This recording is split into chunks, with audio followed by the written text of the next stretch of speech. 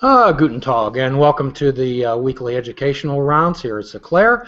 My name is Jim Ellermeyer, and I'm a behavioral health therapist here, and today I'm joined by my colleague, Britta. And Britta is I'm an athletic trainer, but I'm also a physician-assistant student at Chatham. And on my right would be... I'm CJ. I'm a PA student from St. Francis University. And today we're fortunate to be joined by Bob Jansch, who's director of the Pittsburgh School of Massage Therapy. So Bob, thank you so much for joining us today. And could you give us a little bit of your background and what you're involved with down there at the school? Well, the Pittsburgh School of Massage Therapy is the only school in southwestern Pennsylvania that's devoted exclusively to massage therapy.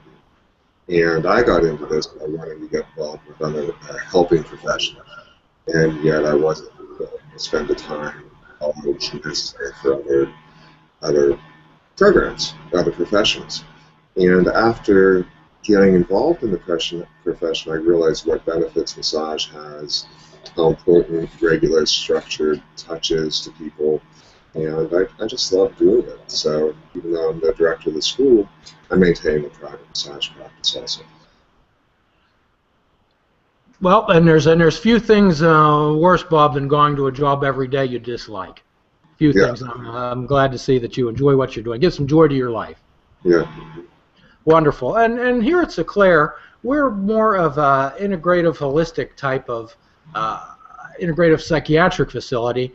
And quite often when an individual comes in, they often present with depression, they often present with anxiety, some other related disorders, and rather than paint a person with a broad brush as anxiety or depression, we tend to take a holistic view of their environment, their social, their nutritional, their sleep, everything that goes on that makes them tick, that affects their world. And one of the modalities that we often recommend here is massage. Could you talk about your experience with massage and dealing with depression and or anxiety, Bob? In my practice, most of the people who come to my practice and most people who come to massage therapy seem to come for two reasons. One is stress and the other is pain reduction. Both of those would be helpful in reducing it, from my understanding, would be helpful in reducing anxiety and depression. There's been some research on anxiety and depression and how it's benefited the reduction of anxiety and depression through regular massage therapy. So many things are related to stress, and a regular massage is one of the greatest stress reducers you can do. Sure. And some of the patients that we deal with here, Bob, are here for assistance with narcotic dependence that have developed from a type of injury that they've gone to a doctor for, they've gotten them on opiates, and found that it's very difficult for them to get off of them. And we're always exploring different options for individuals in dealing with pain. And I'd be interested to hear what you have to offer on that. Well, that's another thing that there's been a lot of research done, is using massage in recovery, both from drug addiction and alcoholism. Massage releases serotonin. The release of serotonin assists in people's cravings, reducing the cravings for whatever substance it is that they've been abusing. So it's been found to be very helpful in recovery programs, massage therapy. And we deal with individuals. We certainly can help them with the narcotic dependence through some of the practices that we do here, such as yoga, mindfulness practices to deal with the pain. Quite often we refer folks out to acupuncture and massage. I've found that massage therapy seems to be particularly effective. That's what the research says too, so it's great you're doing that. Well, great. And today, like I explained before, Britta has a background in sports medicine, and quite often what we find here at Sinclair is that people's emotions, feelings, the anxiety, the stress manifests itself in certain parts of people's bodies, Bob. I'd like to maybe perhaps if you could address that a little bit.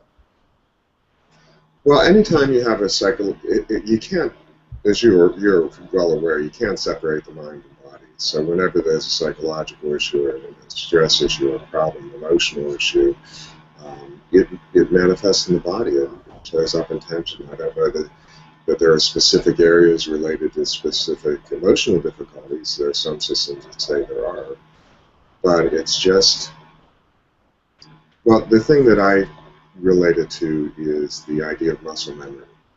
A lot of times when we have students starting at the school, they'll be getting more massage than they ever got before, and reducing the muscular tension, working on specific areas of the body, will often release the emotional issues from past events. So students going to massage school or massage therapy clients who start getting regular massage will often think back to traumatic events or pleasant events or things that were really strong for them emotionally that are related to a particular part of the body. And they often wonder, why am I thinking about this? Why is this coming up now? Why am I remembering was embarrassed in front of my class in kindergarten? It's just something that you don't really expect, but it happens a lot. Yes, I've been trying to explain to Sven for a long time now what a pain in my neck he is, and but I haven't been. Perhaps I should come down and see you. Maybe you could work that out.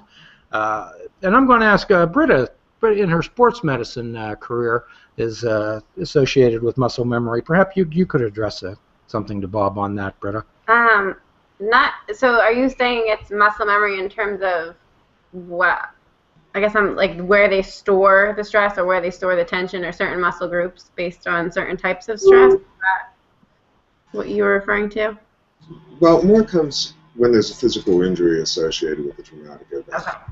Is what happens. So I remember when I got rolfing, which is a very extremely deep form of massage. They work on the face, and as I was having them work, they actually work inside the mouth when they do rolfing. And I was getting the massage, and I was taken back to being in the orthodontist chair and gagging out stuff that the orthodontists used to make the molds. That memory came back, the taste came back, the feeling of having Novocaine in my mouth came back. And that can happen in all sorts of different areas of the body. If there's some injury to the leg, working on the muscles in the leg will often bring back the memory of whatever traumatic.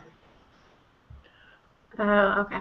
Well, Thank you. Well, quite often in Western allopathic medicine, Bob, people are looking for a magic pill. They're looking for something to make them well right away. And of course, we deal with the physician's assistants here are training in a career primarily in allopathic medicine. However, I'd like to ask CJ if it's in his training if they've ever tried to introduce other enhancements, other modalities such as massage therapy. Like, do you mean for past experiences? In your training that you're having with the physician's assistant. What about that lady?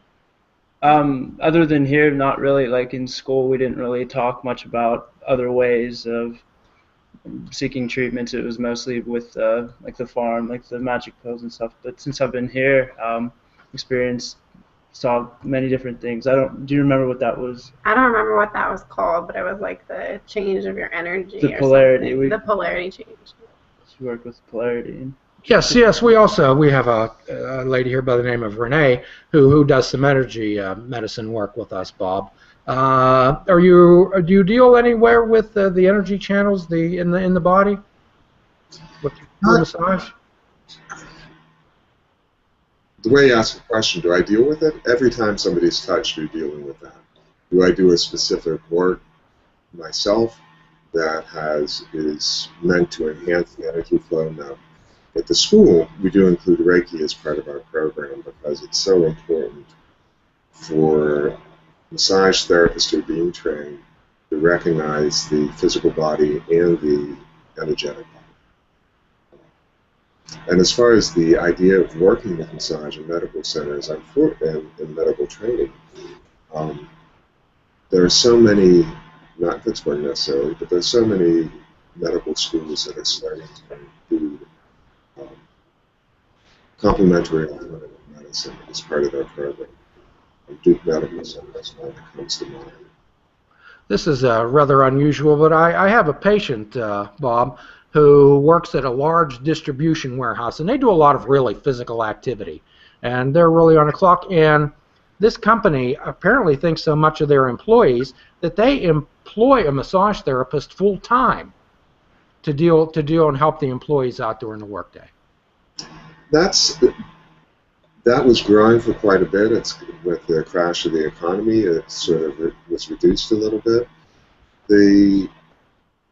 But it's so helpful in increasing efficiency in the workplace. If the studies had gone out, if the studies were really known by the corporations, they'd all be hiring massage therapists. The one that I can think of offhand is a study that was done that showed that people who received a 15-minute chair massage weekly had done mathematical calculations as part of their work. The number of errors was reduced dramatically, and the speed also increased pretty dramatically through the introduction of therapeutic massage in the workplace. So just imagine what effect that would have in an area where there's a lot of physical movement and a lot of physical stress. So I would like to extend, on behalf of Dr. Chaudhary and Seclair, I'd like to extend an invitation to you and any of your staff and students who would like to visit us out here at Seclair, come out into the country a little bit for a little bit of mindfulness. And how could an interested individual get in contact with you, Bob? Well, the school's website is www.pghschmass.com, or they can call 800-860-1114. That's 800-860-1114. And also, from what I understand, Bob, that on December, on December the 3rd, from 9 to 10, you're going to be a guest here at what we have the Grand Rounds here at Seclair, where we have an opportunity for the public and staff to come in and get some education, and we're looking forward to seeing you then. Yeah, and I'm looking forward to going out, seeing your facility, meeting you, and having a little talk about how massage can work with your holistic medicine center. That'd be super. I'd like to avail myself of your services, Bob. Yeah. And any other comments from my colleagues, Britta, CJ? Just to continue this conversation, please like us on Facebook, Google+, or follow us on Twitter under Seclair Life. And keep an eye on any of these for our next live recording Monday around noon to ask your questions. You can also find this and other Ground Rounds on youtube.com/Seclair Video, and find audio versions on iTunes, Stitcher, Speaker, and iHeartRadio. And please visit www.seclair.com for more information about us and articles on our great blog. And if there is a magic prescription, we're going to write you one today for fruits, nuts, and vegetables. Perhaps unplug your television and take up fishing. And Sven and I usually appear every week at a comedy hour, and we call it Fishing Without Bait. So until next time, please be good to yourself, and thank you for joining us today. Thank you, Bob. Thank you.